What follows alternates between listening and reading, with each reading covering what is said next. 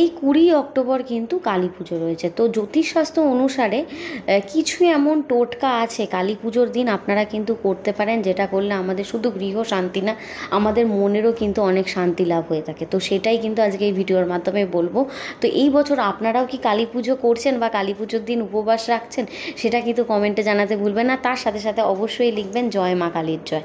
তো যারা কালী পুজো করছেন বা মা কালীর উপবাস রেখে মা কালীর কাছে অঞ্জলি দেবার একটা ইচ্ছা রাখছেন, তারা পারলে মা কালীর পুজোর দিন সেদিনকে মা কালীকে যদি একটা খাড়া বা 108টা জবা ফুলের মালা নিবেদন করতে পারেন, সেক্ষেত্রে কিন্তু জীবন থেকে যত রকমের আপনাদের অশুভ শক্তি আছে বা নেগেটিভিটি আছে, সেগুলো কিন্তু দূর হয়ে যাবে।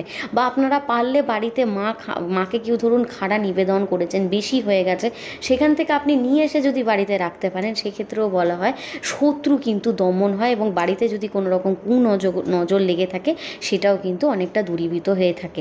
এছাড়াও মাকে কিন্তু সেদিনকে নারকেল নিবেদন করতে একদমই ভুলবেন না। নারকেল নিবেদনের মাধ্যমে বলা হয় যে আমাদের দুর্ভাগ্য কিন্তু অনেকটাই সৌভাগ্যে পরিণত হয়ে থাকেন। মা কালীর কিন্তু পায়েস ভোগ খুবই পছন্দের। কেউ যদি সেদিনকে অঞ্জলি দিতে চান বা উপবাস করেছেন, মা কালীকে অবশ্যই সেদিনকে পায়েস ভোগ রেঁধে যদি নিবেদন করতে পারেন, মা কালী কিন্তু সেক্ষেত্রে খুবই সন্তুষ্ট হয়ে থাকেন। যাদের ধরুন শনিদেবের দোষ থেকে আপনারা মুক্তি পেতে চাইতেন, তারা কালী মন্দিরে অবশ্যই আপনারা সেদিনকে পারলে কালো তিল, সর্ষের তেল, কালো কলাইয়ের ডাল, এগুলো কিন্তু নিবেদন করতে পারেন।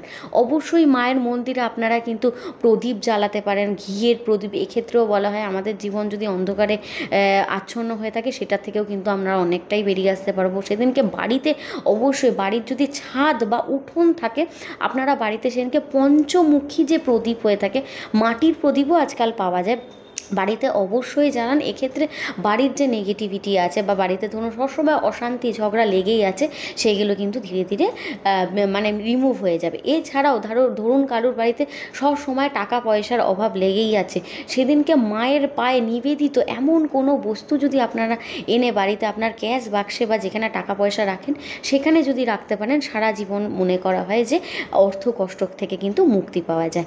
তো এই ধরনের টোটকাগুলো আপনারা কিন্তু সেদিনকে কালী পুজোর দিন অবশ্যই করতে পারেন, করে আমাকে কমেন্টে জানাতে পারেন। আর তার সাথে সাথে সবাইকে কিন্তু আগাম কালী পুজোর শুভেচ্ছা এবং ভালোবাসা। সবাই সুস্থ থাকুন, সবাই ভালো করে এনজয় করুন, আর তার সাথে সাথে কমেন্টে কিন্তু জয় মা কালীর জয় লিখতে একদমই ভুলবেন না।